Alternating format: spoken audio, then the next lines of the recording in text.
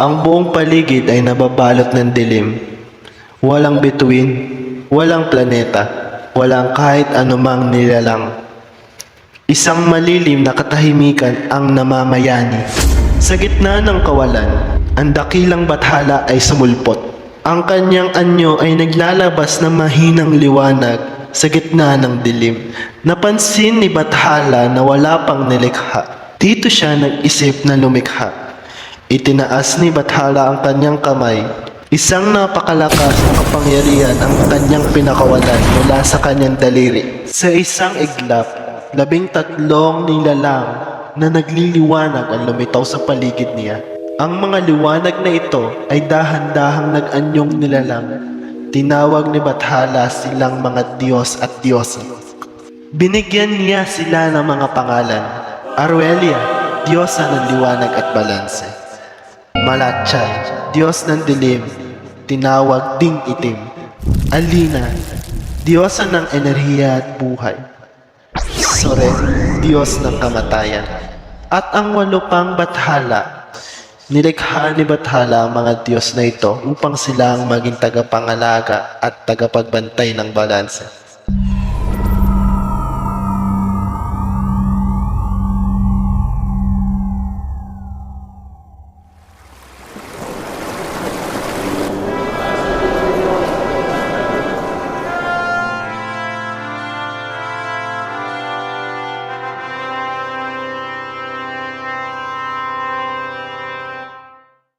Ang kaharian ng Orania ay nagdidiwang at nagiinuman sila ng alak kasama ang mga hari at reyna at ang Diyos ng liwanag na si Aruelia.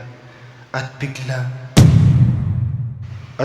na lang bumuhal ang Diyos ng liwanag at ang mga hari at reyna. Dali-daling pinuntahan ng mga engkanto si Bathala upang dalhin ito sa kataas-taasang Bathala.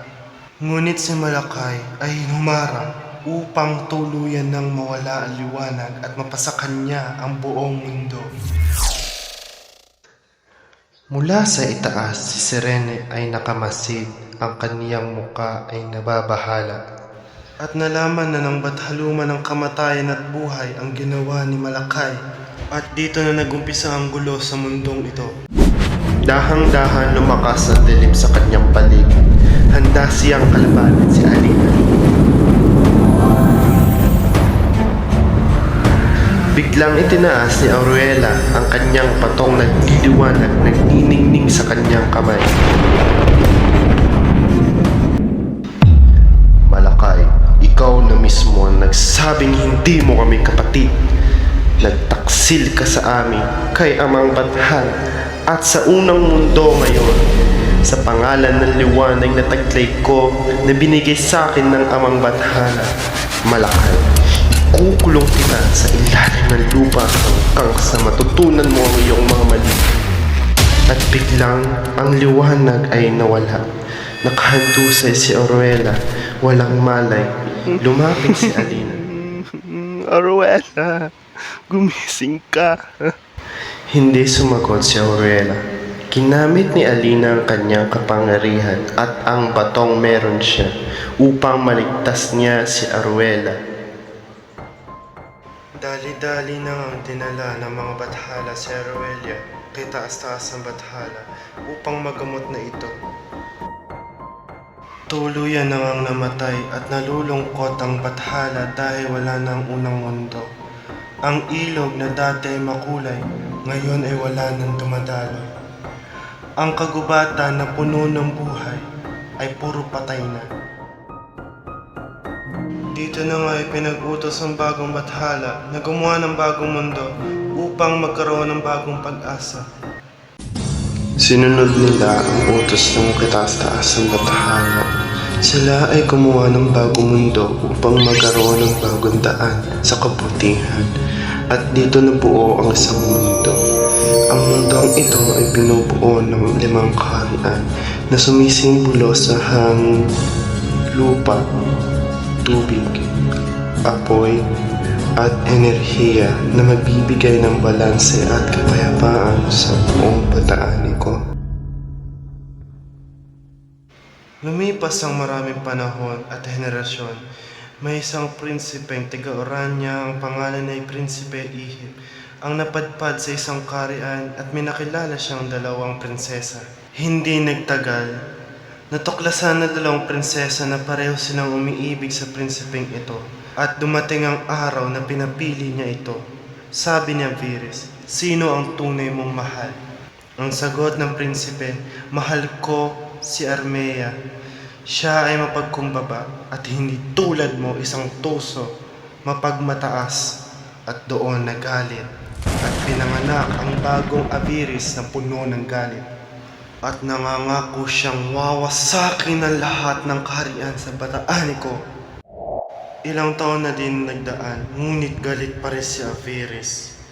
At naging reyna na nga siya ng dinapuan at ginamit niya ang kapangyarihan ng kahariang ito upang matupad ang kanyang pangako na wasakin lahat ng kaharian. Ang una niyang sinakop ay ang Samalyo, ang elemento ng tubig.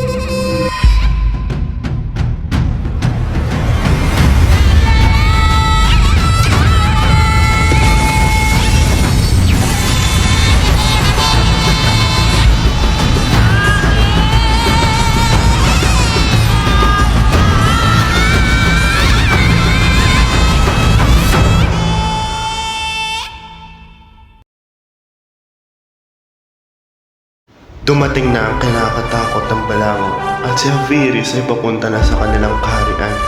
Naghanda na ang dalawang kaharian at pinagsanib ang kanilang kapangyarihan. Gumawa na din sila ng malaking harang para mapigilan si Aviris. Pero wala itong panama sa kapangyarihan ni Aviris at nasira lang ito. Kahit pinagsama pa nila ang kanilang kapangyarihan, wala silang laban dito dahil meron siyang itim na bato at natalo silang dalawa. Mahabaging bathala, tulungan mo ako na makahanap ng mga bagay na aking maitutulong sa aking minamahal. Ano ang maliwanag na bagay na ito? Tila't ako'y tinatawag. Bakit napakaliwanag sa lugar na ito? Armea, narinig namin ang iyong hiling.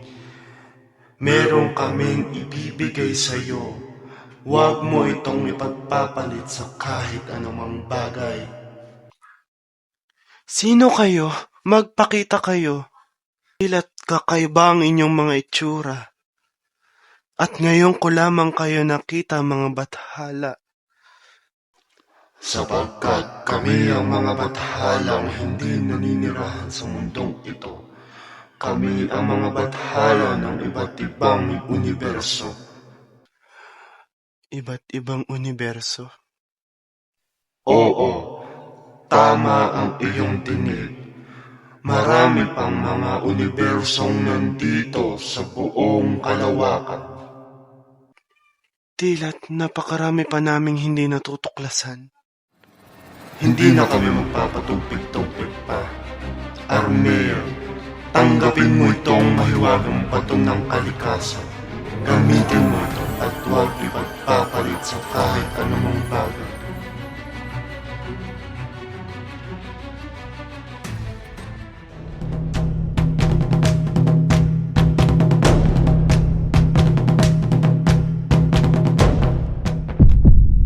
Tingin mo ba'y magtatagumpay ka, Aviris?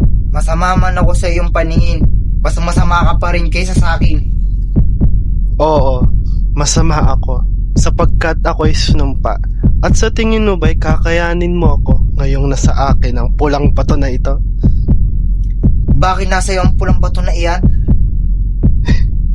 Hindi mo na kailangang malaman, ihip. Kahit alam kong hindi ako mananalo, pipigilan pa rin kita sa masama mong balak. Gusto ko ang iyong tapang. Tingnan natin hanggang kailan ka tatagal.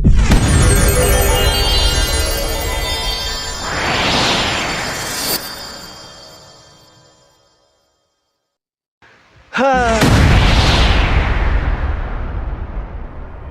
At dahil nga tumalsik si Aviris at nahulog ang kanyang bato, Nakuha ito ni Ihip at napigilan na siya.